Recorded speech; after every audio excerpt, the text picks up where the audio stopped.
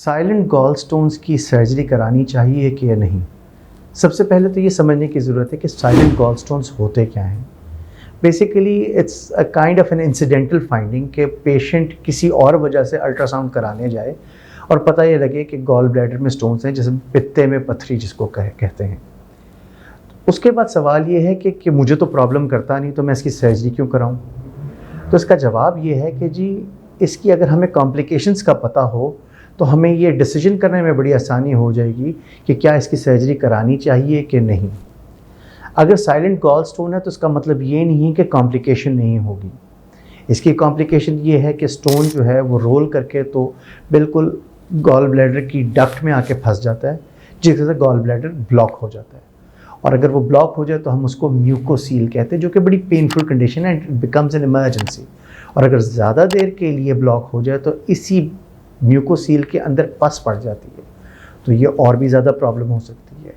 अगर ये चीज़ linger on करे तो दर इज़ अ पॉसिबिलिटी कि गॉल ब्लैडर के अंदर गैंग्रीन हो जाए, गॉल ब्लैडर परफोरेट कर सकता है, फट सकता है।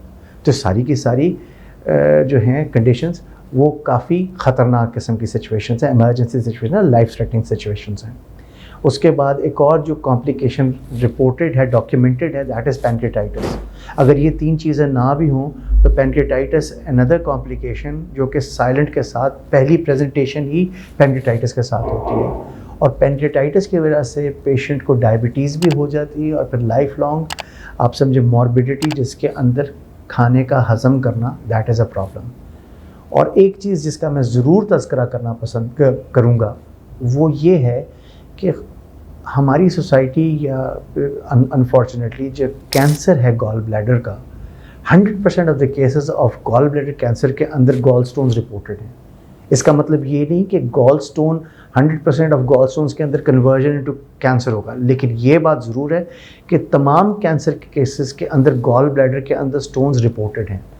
तो इसका मतलब है कि द रिस्क ऑफ कैंसर वो बढ़ जाता है और इसका बहुत एग्रेसिव किस्म का कैंसर होता है। तो इसका मतलब ये हुआ कि इवन साइलेंट गॉल स्टोन के साथ सर्जरी करवा लेनी चाहिए। एक तो फ़ायदा ये होगा कि रिकवरी बड़ी ज़बरदस्त होगी, क्योंकि कॉम्प्लिकेशन कोई नहीं है, तो सर्जरी भी सिंपलर होगी, उसकी रिकवरी भी अच्छी होगी, पोस्ट ऑफ पेन भी कम से कम होगा और patient will be back to work within 3 or 4 days। और क्योंकि अब लैप्रोस्कोपिक सर्जरी की जाती है और हमारे यहाँ बहुत ज़्यादा मेरी टीम जो है वो बहुत ज़्यादा लैप्रोस्कोपिक कोलिसिस्टेक्टमीज़ एक हफ्ते में करती है, अराउंड 7 to 10। तो हमारे रिज़ल्ट्स अल्हम्दुलिल्लाह बहुत अच्छे हैं। तो पता ये लगा कि साइलेंट गॉल स्टोन्स के साथ सर्जरी करवा लेनी चाहिए, क्योंकि सर्जरी लेस कॉम्प्लिकेटेड होगी, पोस्ट ऑफ रिकवरी बहुत अच्छी है, रिटर्न टू वर्क बड़ी जल्दी है और तमाम कॉम्प्लिकेशन से पेशेंट बच जाता है।